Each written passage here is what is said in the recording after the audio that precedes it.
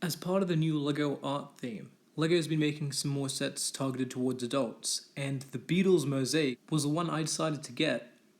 I really like the color palette in this one, and I'm a fan of the Beatles, but mostly I was planning on trying out some different ideas with it and maybe even rebuilding it into another face, and also to replace a painting that I've had in my room for a while. So starting with the box being opened, you can see that it's been divided into smaller sectioned boxes, which you normally only see in very big sets, and this does have a very high part count and price. And I definitely recommend storing all those different colors separately, as it's very easy to get them mixed up and it's very hard to sort them out then again.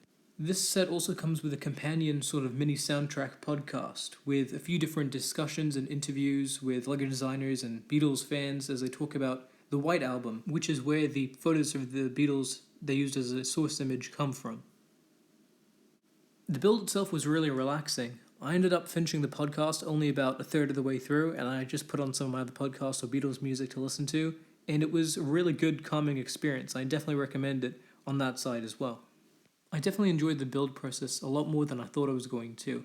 The podcast was really good, and I enjoyed also listening to my own podcast and music after it had finished. I definitely have some more stuff prepared long term, and I'd say you don't have to do the whole thing in one sitting, but I think doing it all together was a really great, relaxing experience. But overall, it comes together really well, and the pictures, I can't say about the other three Beatles. I've only built Lennon so far, but I can't imagine it will be very fun to take the mosaic apart to build the others. Another great inclusion in the set is this really wide brick separator, which is used for removing rows of studs at a time. I was also surprised by the amount of leftover parts after you build it. These are mainly to help finish off the other Beatles sets as well.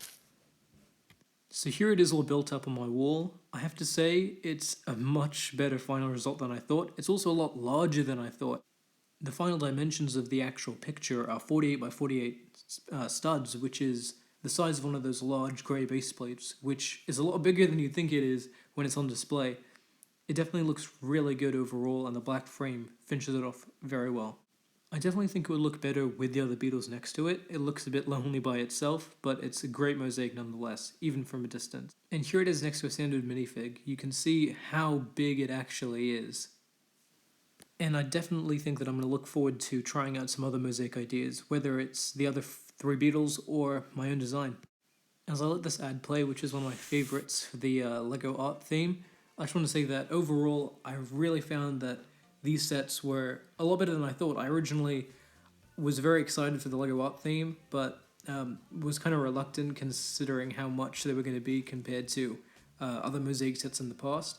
But I think overall, for what you actually get, it comes together really well, and it's a very good overall, basically artwork, and that's kind of what you're buying, and I definitely recommend it to anyone. Thanks for watching this review, and I'll be sure to post more videos very soon. Bye.